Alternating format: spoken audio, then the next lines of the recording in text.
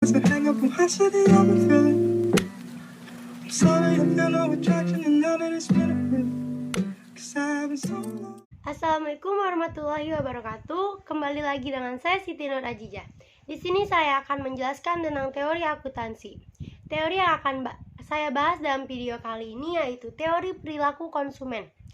Perilaku konsumen adalah studi tentang bagaimana individu, kelompok, dan organisasi memilih, membeli, menggunakan, dan bagaimana barang, jasa, ide, atau pengalaman untuk memuaskan kebutuhan dan keinginan mereka.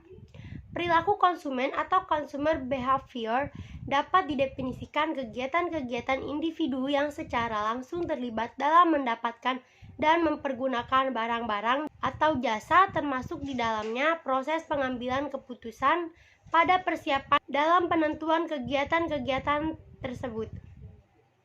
Perilaku konsumen memiliki kepentingan khusus bagi orang yang dengan berbagai alasan berhasrat untuk mempengaruhi atau mengubah perilaku tersebut, termasuk orang yang kepentingan utamanya adalah pemasaran.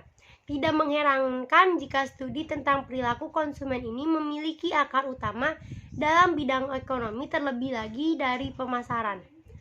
Dalam melakukan konsumsi, pasti ada beberapa perilaku konsumen yang bisa dipantau dan dianalisis. Tentu perilaku ini terjadi karena dipengaruhi oleh beberapa faktor diantaranya. Yang pertama yaitu faktor budaya. Budaya di sini ada 3 jenis. Ada jenis budaya.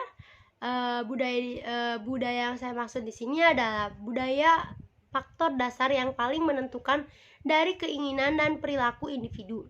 Perilaku individu dapat dipengaruhi dari lingkungan, keluarga, dan institusi lainnya. Yang kedua itu subbudaya. Subbudaya merupakan lingkup yang lebih kecil, memberikan identifikasi dan sosialisasi secara lebih spesifik untuk berpartisipasi dalam subbudaya. Yang ketiga itu ada kelas sosial, yaitu merupakan lingkungan yang memiliki tingkatan cenderung setara dan bertahan lama dalam suatu masyarakat yang saling berbagi nilai, minat, dan perilaku yang sama. Selain faktor budaya di sini ada faktor sosial. Faktor sosial ini yang pertama ada kelompok referensi. Merupakan keseluruhan kelompok yang mempengaruhi secara langsung atau secara tidak langsung terhadap sikap dan perilaku seseorang. Kelompok referensi terdiri dari kelompok primer, kelompok sekunder, kelompok aspirasi, dan kelompok disosiatif.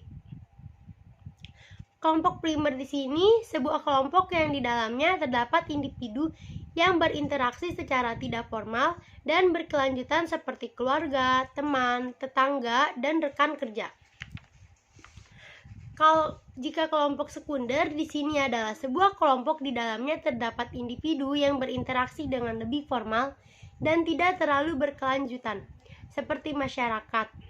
Jika kelompok aspirasi di sini adalah sebuah kelompok di mana terdapat individu yang ingin bergabung di dalam kelompok tersebut.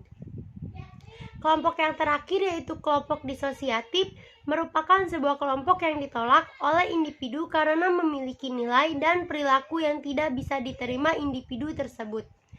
Yang kedua yaitu kelompok keluarga. Merupakan lingkungan yang paling berperan penting dalam sebuah masyarakat serta mempresentasikan kelompok referensi yang utama dan paling berpengaruh dalam kehidupan pembeli. Keluarga dalam kehidupan pembeli terdiri dari 2 jenis. Pertama yaitu keluarga orientasi yang merupakan orang tua dan saudara kandung. Melalui orang tua seseorang akan mendapatkan arahan terhadap agama, politik, ekonomi, serta dapat merasakan keinginan pribadi, harga diri, dan cinta. Kedua, keluarga prokreasi yaitu merupakan pasangan suami istri dan anak-anak yang memiliki pengaruh secara langsung terhadap perilaku pembelian. Yang ketiga di sini ada peran dan status. Seseorang ikut berperan serta dalam kelompok, klub, dan organisasi yang terdapat menjadi pusat informasi penting dan membantu mendefinisikan posisi seseorang berdasarkan peran dan status dalam kelompok tersebut.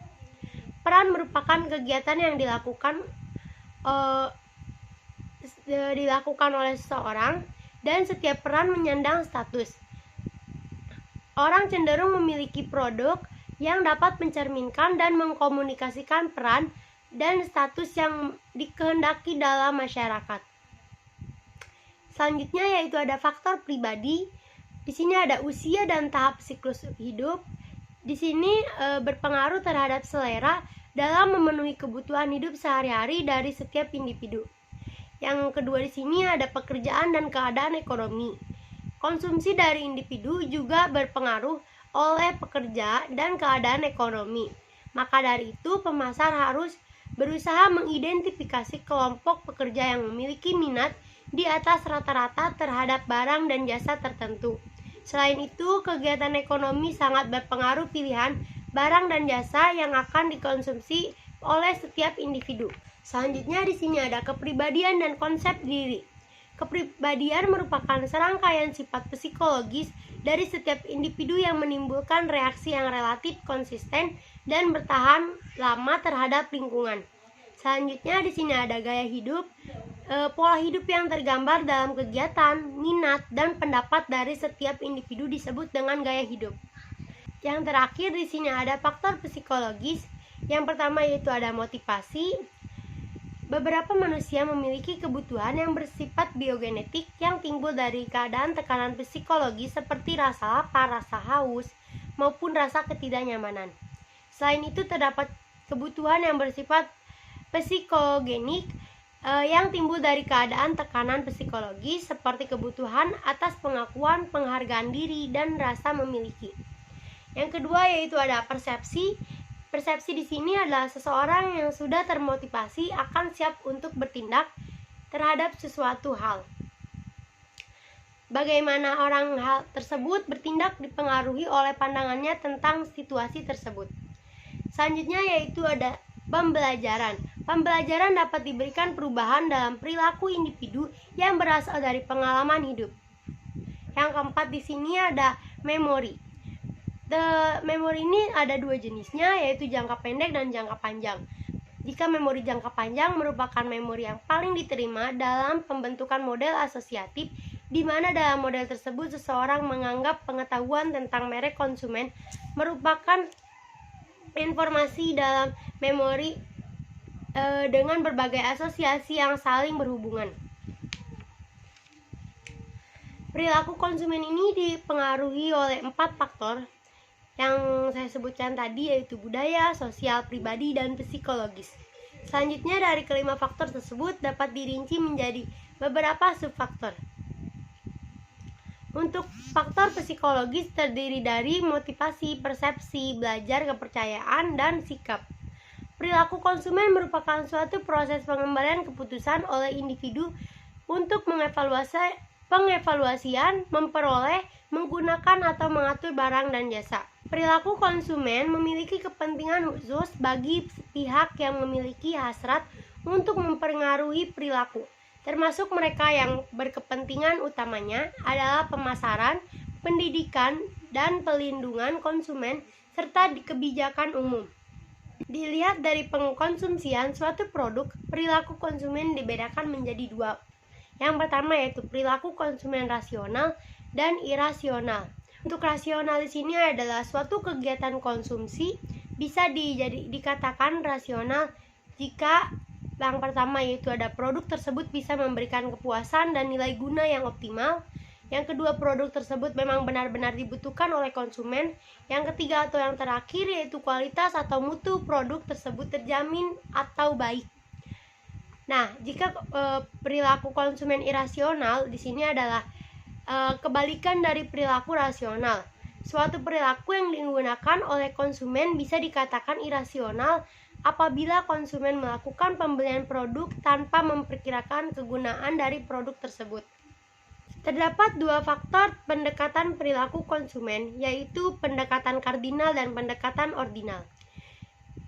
Perilaku konsumen ini sangat didasari dengan motivasi dan kebutuhan konsumen itu sendiri. Ada dua